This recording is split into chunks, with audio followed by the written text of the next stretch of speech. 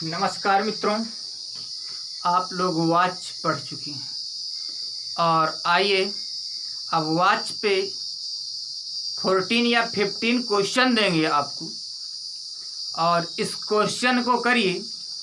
यदि कहीं कोई डाउट है तो वो चीज़ क्लियर हो जाएगा। वाच में आप लोग कर्तृवाच, कर्मवाच और भाववाच पढ़ चुके हैं मित्रों। हम जहाँ तक जा रहे हैं मित्रों, इससे बेहतर कर्तृवाच, कर्मवाच और भाववाच आप नहीं पाएंगे। ठीक, तो आइए फिर बात करते हैं। आपको कुछ प्रश्न दे रहे हैं। पहला प्रश्न आपका ये है कि संस्कृत व्याकरण में वाच्यों की संख्या है। प्रश्न 1, संस्कृत व्याकरण में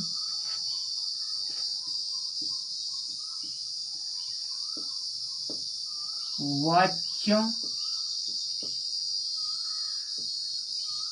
की संख्या है। संस्कृत व्याकरण में वाच्यों की संख्या है। आप लोग देख पा रहे होंगे अच्छे से। संस्कृत व्याकरण में वाच्यों की संख्या है। ऑप्शन का 1,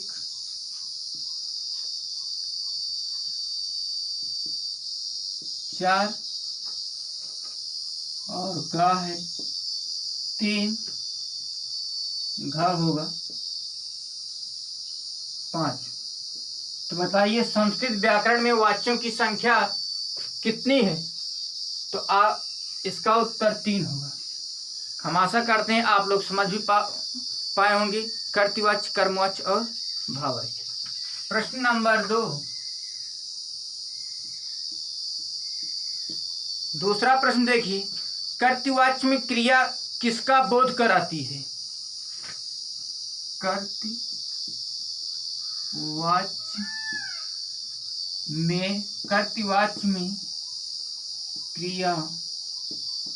कर्तृवाच में क्रिया किसका बोध कराती है?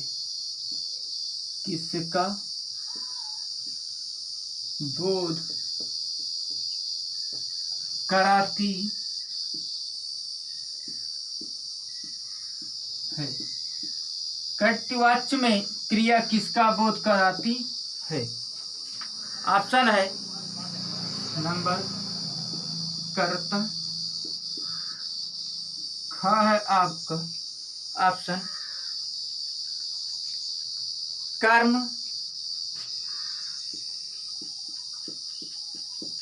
फिर इसके बाद कर्ता और कर्म,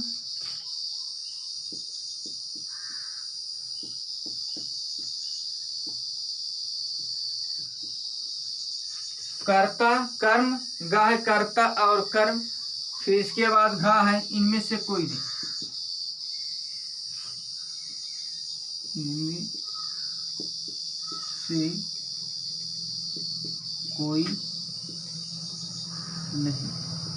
तो बताइए क्या उत्तर हो सकता है? कर्तृवाच में क्रिया किसका बोध कराती है? देख पा रहे होंगे आप लोग अच्छे से। कर्तृवाच में क्रिया किसका बोध कराती है? कर्ता, कर्म, कर्ता और कर्म, इनमें से कोई नहीं। ठीक, तो ये तो होगा नहीं। इसमें ये पूछा कर्तृवाच में क्रिया किसका बोध कराती है। तो बताइए मित्रों, क्रिया जो है किसका बोध कराएगी? कर्म की बोध कराएगी नहीं, क्योंकि क्रिया किसके अकॉर्डिंग चलती है? कर्ता के अकॉर्डिंग। तो इसमें उत्तर क्या होगा? का। ठीक, बताए थे ना कर्तृवाच में जो कर्ता के अनुसार ही क्रिया चलेगी। तो क्रिया किसकी बोध करवाएगी? कर्तृवाच में क्रिया किसका बोध कराएगा? कर्ता का। तो का वाला उत्तर सही है। आइए फिर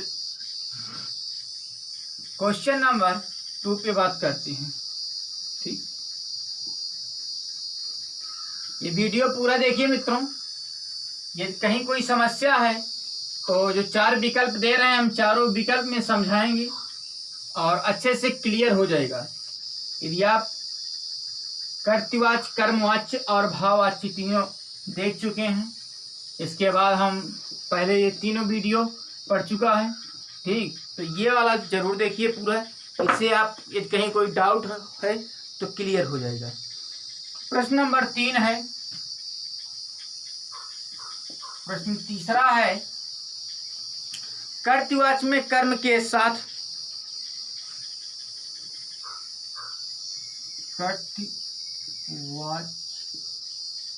कर्तृवाच्य में कर्म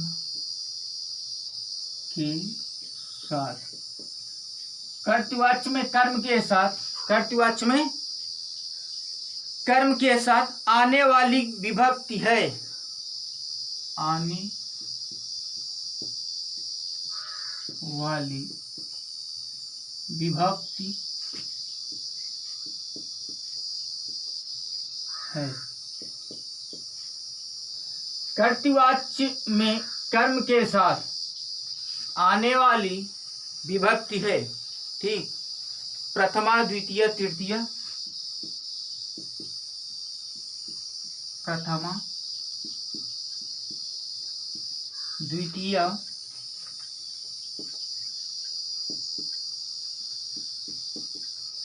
तृतीय,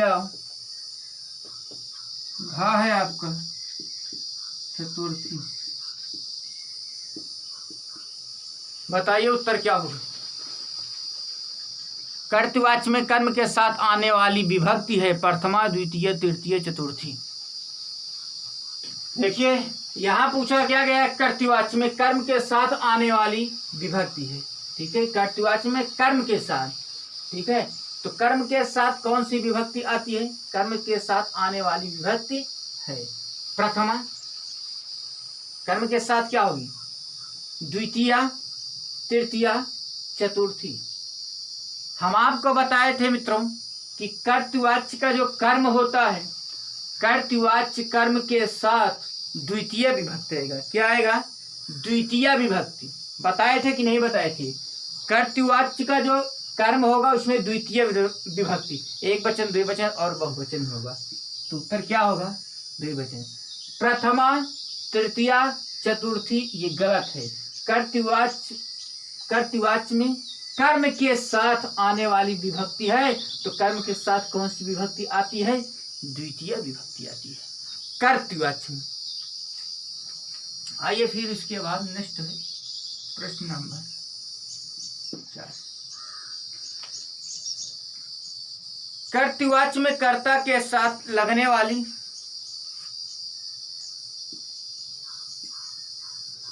कर्तृवाच्य में कर्ता के साथ लगने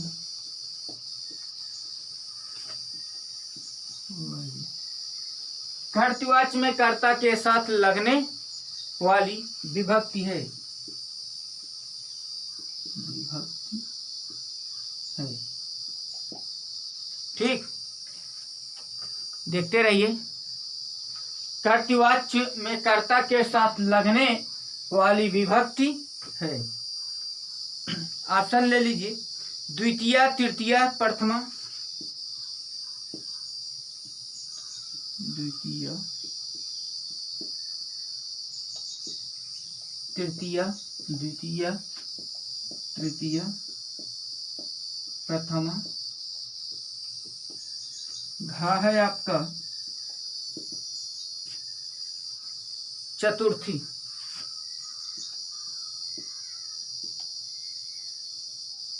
चलिए बताते रहिए, आप लोग देख पा रहे हैं, जरा से हम देख लें इधर। ठीक दिखाई दे रहा है, आप लोग देख पा रहे हैं अच्छे से। तो कर्तृवाच्य में कर्ता के साथ लगने वाली विभक्ति है, कर्ता के साथ लगने वाली विभक्ति। कर्तृवाच्य में पूछ रहा है मित्रों, किसमें? कर्तृवाच्य में। 3 ही वाच्य हैं, कर्तृवाच्य, कर्मवाच्य और भाववाच्य। तो कर्तृवाच्य में कर्ता के साथ लगने वाली विभक्ति है। बताइए, कर्ता के साथ कौन सी विभक्ति लगती है? द्वितीय कर्तृवाच्य में, तृतीया, प्रथमा, चतुर्थी। बताइए उत्तर क्या होगा। क्वेश्चन नंबर आपका 4 है। तो मित्रों हम आपको बताए थे जो कर्तृवाच्य में कर्ता होता है, कर्ता के साथ हमेशा आपका प्रथमा विभक्ति लगता है। क्या लगता है? प्रथमा विभक्ति लगता है। आइए इसी तरह हम बात करते हैं क्वेश्चन नंबर 5 पे। ठीक है, और ये वीडियो पूरा देखिए, बहुत अच्छा हम क्वेश्चन लेकर के आए हैं। ठीक है, और जो मित्र कर्तृवाच्य, कर्मवाच्य और भाववाच्य की वीडियो नहीं देखे हैं, प्लीज उसको देख लें। हम आशा करते हैं जो देख लिए होंगी उनसे गलती नहीं होगी, कर लिए होंगे सब, क्योंकि सब कुछ हम बता चुके हैं। आइए प्रश्न नंबर 5 करते हैं। 5वां प्रश्न लेकर के आए हैं। पठामि, पठामि इस क्रिया, ये किस क्रिया से संकेतित है?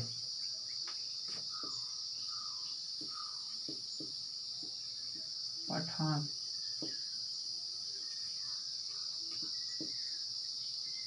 किस क्रिया से, किस क्रिया से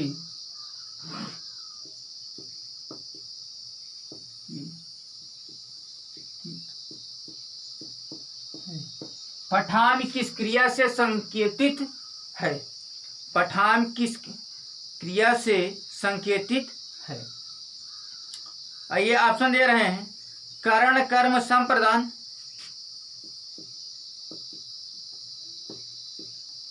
करण, कर्म,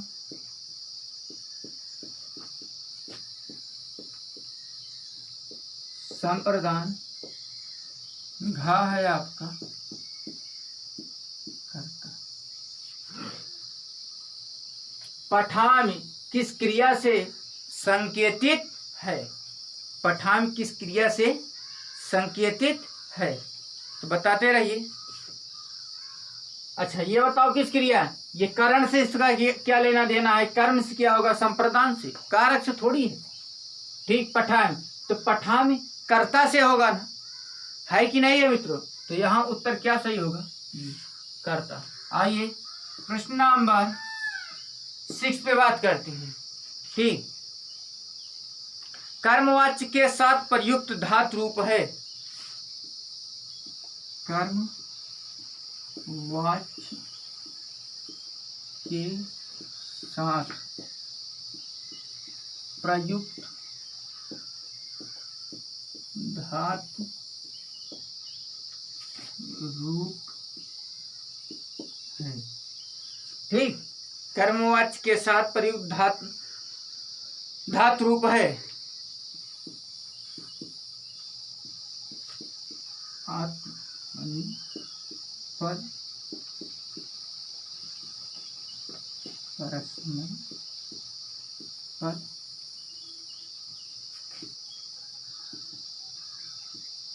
उभयपद या ले ले, इनमें से कोई नहीं, इनमें से कोई नहीं, इनमें से कोई नहीं। ठीक, बताइए कर्मवाच्य के साथ प्रयुक्त धातु रूप है, क्या होगा? आत्मनेपद, परस्मैपद पद, उभय पद, इनमें से कोई नहीं। बताइए, हम समय दे रहे हैं, करते रहिए। आप लोग देख पा रहे हैं अच्छे से ना? ठीक, अच्छे से आप देख पा रहे हैं तो चलिए बताते रहिए। कर्मवाच्य के साथ प्रयुक्त धातु रूप है आत्मनेपद, परस्मैपद, उभयपद, इनमें से कोई नहीं। चलिए ये बात करते हैं कि कर्मवाच्य में हम बताए थे, कर्मवाच्य में आपका आत्मनेपद ही होगा। परस्मैपद तो कर्तृवाच्य में होता है, इसलिए परस्मैपद नहीं होगा। उभयपद की यदि बात करें मित्रों, तो उभयपद जो होता है वो आत्मनेपद और परस्मैपद दोनों में चलता है, इसीलिए इसका नाम पड़ा है उभयपद, इसलिए ये भी नहीं होगा। और इनमें से कोई नहीं, तो ऐसा हो ही नहीं सकता, इसलिए उत्तर कौन सा सही होगा? उत्तर ए सही है इसका। कौन सा उत्तर सही है? उत्तर ई सही है। ठीक,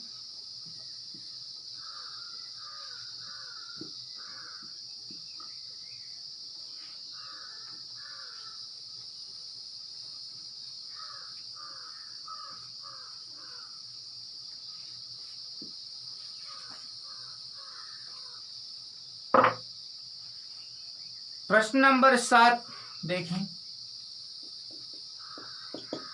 प्रश्न नंबर 7 है मित्रों, कर्मवाच्य में कर्ता के साथ, कर्मवाच्य में कर्ता के साथ, कर्मवाच्य में कर्ता के साथ, कर्मवाच्य में कर्ता के साथ लगने वाली विभक्ति है, लगने वाली विभक्ति है। कर्मवाच्य में कर्ता के साथ लगने वाली विभक्ति है। बताइए, ऑप्शन है इसका आत्मनेपदी,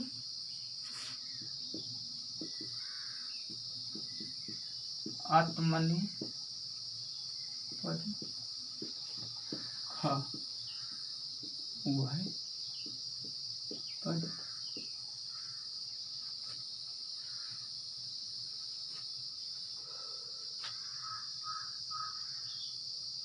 कर्मवाच्य में कर्ता के साथ लगने वाली विभक्ति है। आत्मनेप,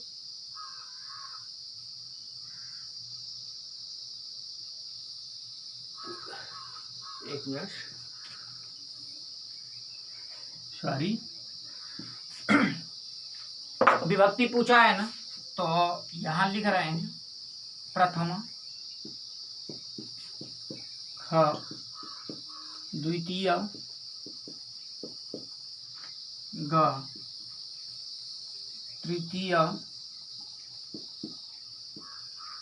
क, ख, ग, घ, चतुर्थी।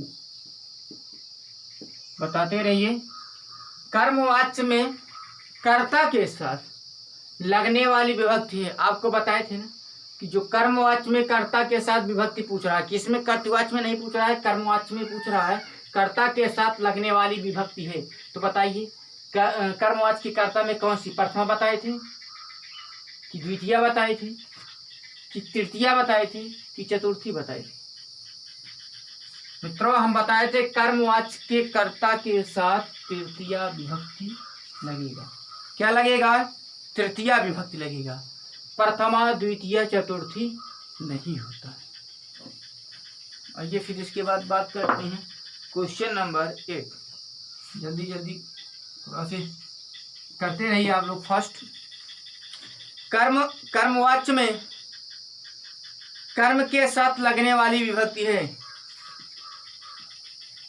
कर्मवाच्य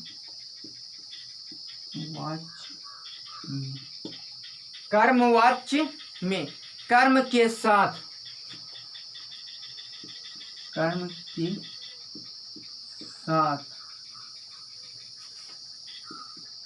लगने वाली विभक्ति है।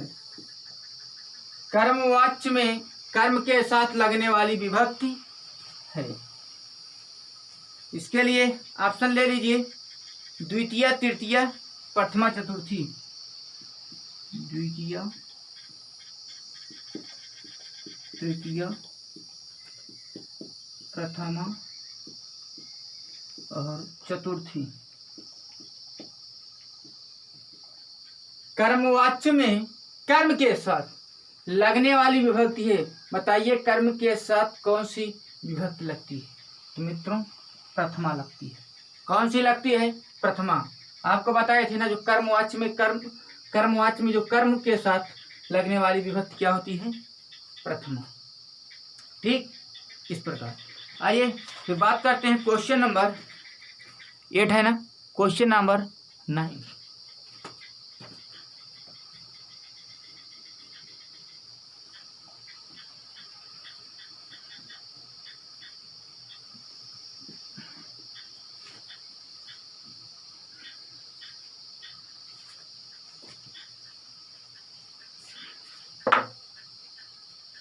प्रश्न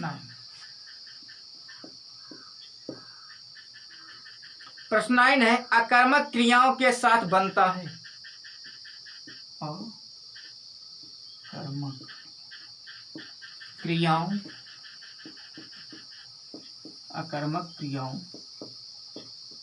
के साथ बनता है। अकर्मक क्रियाओं के साथ बनता है। बताइए, अकर्मक क्रियाओं के साथ बनता है। ठीक, ऑप्शन ले लीजिए। सभी वाच्य, कर्मवाच्य,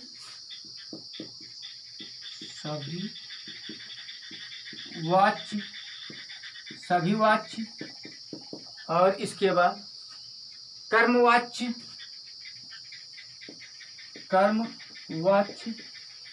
सभी वाच्य, कर्मवाच्य और तीसरा है सभी वाच्य, कर्मवाच्य,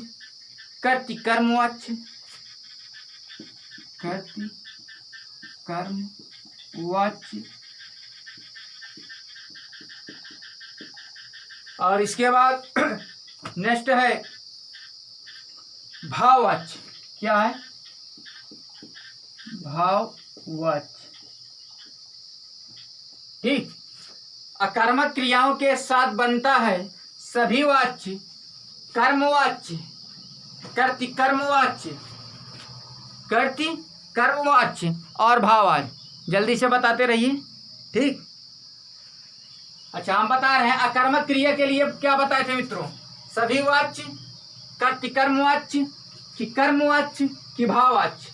मित्रों, हम बताए थे, जो देखिए क्या है, जो कर्तृवाच्य, कर्मवाच्य, भाववाच्य तीन वाच्य हैं। कर्तृवाच्य जो होता है सकर्मक और अकर्मक, इसमें दोनों क्रियाएं होती हैं। और जो कर्मवाच्य होता है उसका नाम ही है कर्मवाच्य, उसमें बहुत ही जरूरी होता है, तभी कर्मवाच्य माना जाएगा। तो कर्मवाच्य में कर्म होता ही होता है। बात करें फिर इसके बाद भाववाच्य। भाववाच्य में भाव की प्रधानता होगी, कोई कर्म नहीं होगा, इसमें कर्म होता ही नहीं है। ठीक, तो ये सही होगा, अकर्मक क्रियाओं के साथ बनता है भाववाच्य। आइए प्रश्न नंबर 10 लेते हैं। ठीक, और इसी पर ये देखते रहिए। क्वेश्चन नंबर 10, तया हस्यते,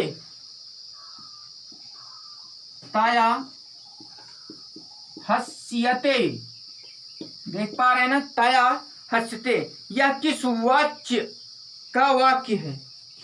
यह किस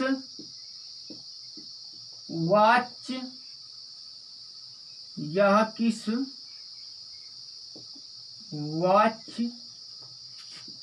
का वाक्य है? तया हस्यते, यह किस वाच्य का वाक्य है? तो बताते रहिए, ऑप्शन है। ठीक, कर्तृवाच्य, कर्मवाच्य, भाववाच्य। कर्तृवाच्य, कर्मवाच्य, भाववाच्य और एक ऑप्शन ले लीजिए, इनमें से कोई नहीं, इनमें से कोई नहीं। तो उत्तर बताइए, तया हस्यते, यह किस वाच्य का वाक्य है? तया हस्यते, यह किस वाच्य का वाक्य है? कर्तृवाच्य का है कि कर्मवाच्य का है कि भाववाच्य का है कि इनमें से कोई नहीं? क्या हो सकता है? आइए बात करते हैं एक एक पे। चलिए, सा तेता ताम तेता तया, ये स्त्रीलिंग है, तृतीया विभक्ति एक वचन का है। तृतीया विभक्ति एक वचन हो, द्विवचन हो, बहुवचन हो। कहने का मतलब ये इस तरह किया गया है, तो ये कर्तृवाच्य तो है नहीं, या तो कर्मवाच्य हो सकता है या भाववाच्य। अब बात करते हैं, यहाँ देखते हैं हस्यते, यह प्रथम पुरुष एक वचन में है, प्रथम पुरुष एक वचन में, तो यहाँ तो सही है। अच्छा, इस वाक्य में देखें क्या कर्म भी है? कर्म नहीं है। ठीक, यदि कर्म होता यहाँ तो कर्मवाच्य हो सकता था, लेकिन कर्म नहीं है, इसलिए कर्मवाच्य नहीं होगा। और हस्यते की बात करें तो ये क्या परस्मय पद का है? परस्मय पद का नहीं है मित्रों। ये जो वर्ब है, क्रिया है, जो रूप चलता है, ये क्या परस्मय पद का है? परस्मय पद का नहीं है, इसलिए परस्मय पद का नहीं है तो ये कर्तृवाच्य भी नहीं होगा। बात करते हैं इनमें से कोई नहीं, तो ये तो हो ही नहीं सकता है। अब बचा क्या? भाववाच्य। भाववाच्य में मित्रों हम एक चीज बताए थे कि भाववाच्य में कर्म नहीं होता है, तो ये उत्तर सही है। और क्या बताए थे कि इसमें जो है प्रथम पुरुष एक प्रथम पुरुष एक वचन, प्रथम पुरुष एक वचन का ये वर्ब क्रिया प्रयोग किया जाएगा। ठीक, और कर्म नहीं होगा, तो यही उत्तर क्या है? सही है। ठीक, ये गा वाला सही है। हम आशा करते हैं मित्रों आप लोग अच्छे से समझ गए होंगे, कहीं कोई दिक्कत नहीं होगा। ठीक है, तो अब आज ये वाच्य आपका समाप्त हुआ। Thank you.